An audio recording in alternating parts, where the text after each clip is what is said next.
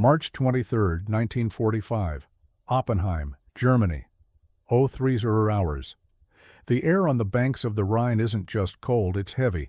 It tastes of pulverized limestone, diesel exhaust, and the metallic tang of spent shell casings. Across the black churning water, the last natural fortress of the Third Reich is being breached. You can hear it before you see it, the rhythmic, earth-shaking rumble of the American war machine. But for the men of the Wehrmacht's 7th Army, huddling in a makeshift holding pen of barbed wire and mud, the sound doesn't seem real. It's too fast. It's too loud. Major Friedrich von Kessler sits on a collapsed ammunition crate, his fingers trembling as he tries to light a damp cigarette. He is a veteran of the Eastern Front, a man who survived the meat grinder of Stalingrad and the retreat through Poland. He knows what a real army looks like. But this Third Army he's been hearing about for months feels like a ghost story. Since the breakout at St. Lo, German intelligence, the Abwehr, had been circulating reports about a man the Americans called Old Blood and Guts. A man who supposedly wore a shining helmet like a Roman conqueror and carried ivory-handled revolvers as if he had stepped straight out of a Wild West nickel novel. To von Kessler and his fellow officers, the description was laughable. It was too American. It was too theatrical. In the cold, analytical eyes of the German High Command, General George S. Patton Jr. wasn't a commander. He was a psychological operation, a caricature invented by Allied propaganda to terrify green recruits. "He's not here," von Kessler whispers to the captain beside him, his voice cracking. The Abwehr confirmed it. "Patton is in England. He's commanding the Ghost Army at Calais. This is just a feint." The captain doesn't look up. He only points toward the road. Through the morning mist, a convoy of jeeps begins to roll toward the riverbank. They aren't the mud-splattered, dented vehicles of a weary frontline unit. These are immaculate. At the head of the column is a jeep with oversized air horns and oversized rank plates, screaming with the authority of 4 silver stars. The German prisoners go silent. The American guards, usually casual and slouching, snap to a rigid, terrifying attention. There is a click of polished boots on the gravel, a sound that cuts through the distant roar of artillery like a whip crack. As the mist parts, a figure emerges from the lead vehicle. He isn't wearing the drab field jacket of an American officer. He is wrapped in a high-collared, tailor-made B-3 bomber jacket. His helmet is polished to a mirror sheen, reflecting the gray German sky. And there, strapped to his hips in hand-tooled leather holsters, are the legendary revolvers. The ivory grips catch the dim light, glowing with an almost supernatural pale hue. Von Kessler drops his cigarette into the mud. His heart hammers against his ribs. This isn't a propaganda film. This isn't a radio broadcast from London. The myth of the Third Army has just stepped into the light, and he's looking right at them. The silence in the prisoner enclosure is absolute. It's the kind of silence that precedes a lightning strike. Patton doesn't walk. He struts with a calculated, predatory grace. Every movement is a performance designed to project absolute, crushing confidence. To Major von Kessler, who had spent the last 3 years watching the German army slowly trade its pride for survival, the sight is physically painful. Patton's boots are polished to such a high gloss that you can see the reflection of the ruined German landscape in them.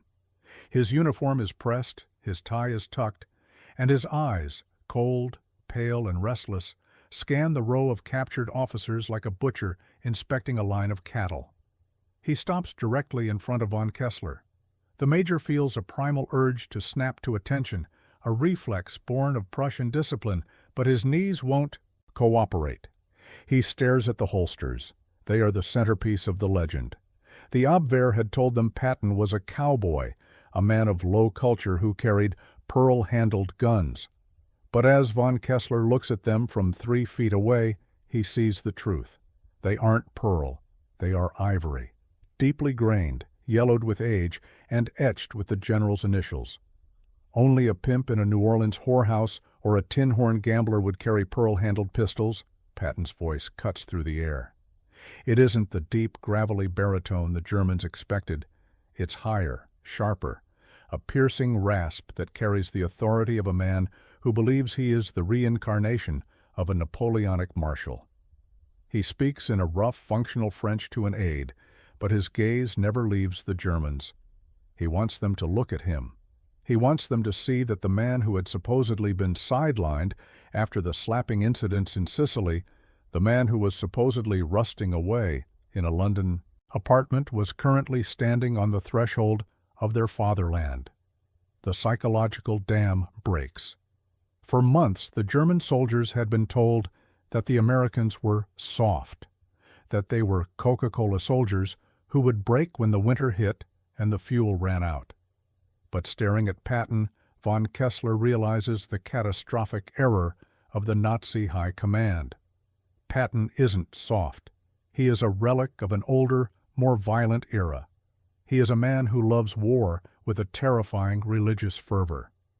One of the younger German lieutenants, his face smeared with grease and dried blood, begins to weep silently. He isn't crying out of fear of execution. He's crying because the myth of German invincibility has just been replaced by a much darker reality. If Patton is here, at the Rhine, it means the Ghost Army at Calais was the greatest trick in military history. It means that while the Wehrmacht was waiting for a phantom at the coast, the real devil was already at their back door. Patton leans in slightly, the scent of expensive tobacco and saddle soap hitting von Kessler like a physical blow. He doesn't offer a word of comfort. He doesn't offer the civilized greeting of one professional officer to another. Instead, he simply taps the grip of his .357 Magnum, turns on his heel, and barks an order to his driver. "Drive on," Patton commands. "There are still Germans alive on the other side of that river, and I intend to fix that." As the jeep roars away, kicking up a plume of German soil, von Kessler looks at the captain beside him. The captain's jaw is hanging slack. "That was him," the captain whispers. "That was really him." Von Kessler looks down at his own dirty, shaking hands. "Yes," he replies, "and if he is real, then Germany is already dead." But the shock of the encounter was only the beginning, because as Patton's Third Army began to pour across the Rhine, the German soldiers would soon discover that the general's blood and guts nickname wasn't just a colorful phrase, it was a promise of what was coming for the heart of the Reich. The dust from Patton's jeep hasn't even settled before the next wave of the Third Army hits the riverbank. It isn't a trickle, it's a flood. M4 Shermans, their engines screaming in a high-pitched mechanical whine, roll past the prisoner pens without stopping. The American crews don't look like the weary, shell-shocked infantry the Germans had fought in Italy or the Ardennes. These men are leaning out of their hatches, shouting jokes, their faces smeared with sea-ration grease and a terrifying, hungry sort of joy. Major von Kessler is marched toward a collection of trucks, but his eyes remain fixed on the road ahead. He watches as an American MP, a man half his age with a pristine white MP painted on his helmet, shoves a map into his pocket and signals a column of half-tracks to bypass the main road. "They aren't stopping to secure the flanks," the captain mutters, walking beside von Kessler. "They're just going." It was the ultimate insult to the German tactical manual. For years, the Wehrmacht had prided itself on Blitzkrieg, the lightning war. But Patton had taken their own invention, polished it with American industrial might, and turned it into something far more savage. The Third Army wasn't just capturing territory, it was consuming it. The German officers had been briefed that Patton was a glory hound, a man who would stall his advance to ensure he got the best headlines. But as von Kessler watches the sheer speed of the columns, he realizes the Abwehr had been dangerously wrong again. Patton wasn't chasing headlines, he was chasing time. He was a man obsessed with the historical weight of the moment, driving his men to the point of collapse because he knew that every mile gained was a nail in the coffin of the 1,000-year Reich. Inside the transport truck, the air is thick with the smell of unwashed bodies and defeat. A German colonel, his arm in a bloody sling, leans back against the wooden slats. He had been captured only hours ago near Frankfurt.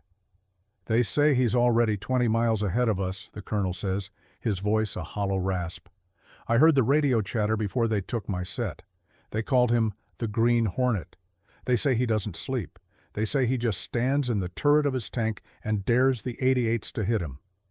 "We thought he was a myth," von Kessler says, his voice barely a whisper over the roar of the truck engine. "The myth was safer," the colonel replies.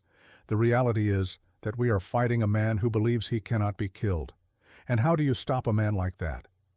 The truck hits a pothole, jarring the wounded men.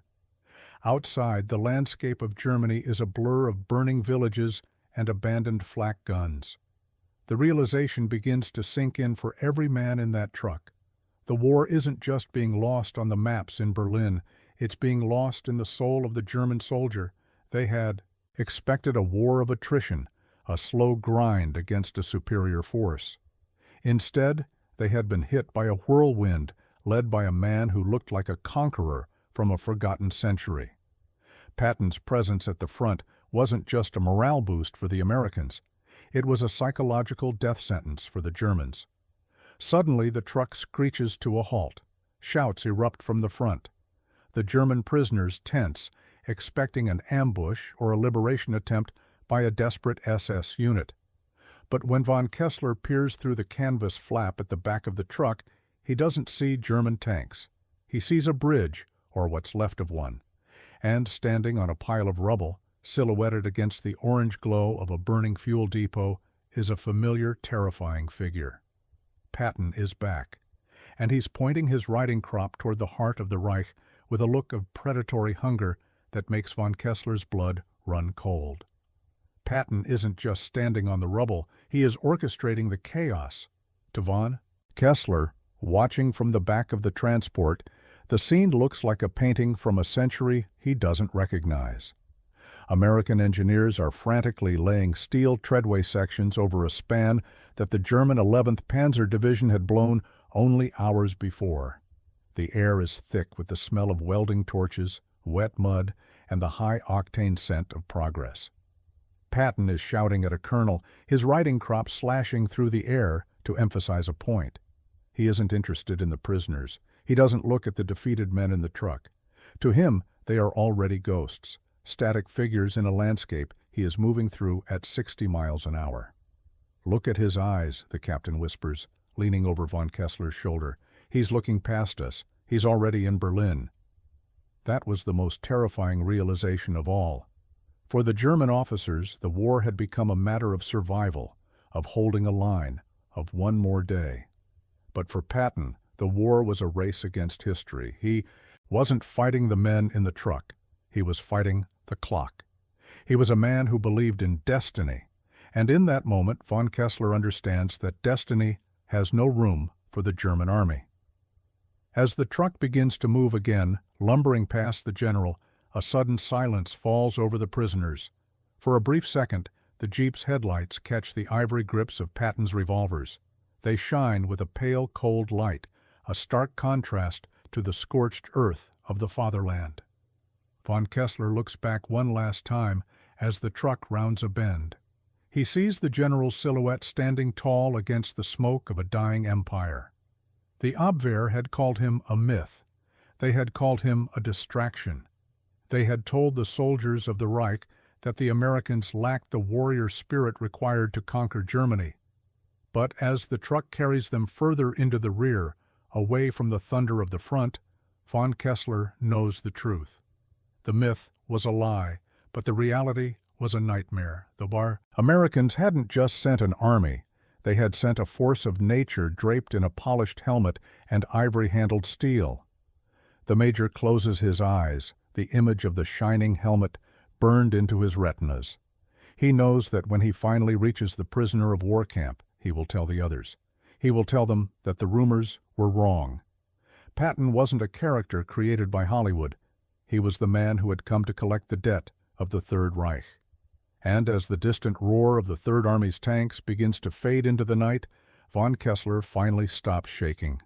The war is over for him, but for Germany, the man with the ivory revolvers is just getting started.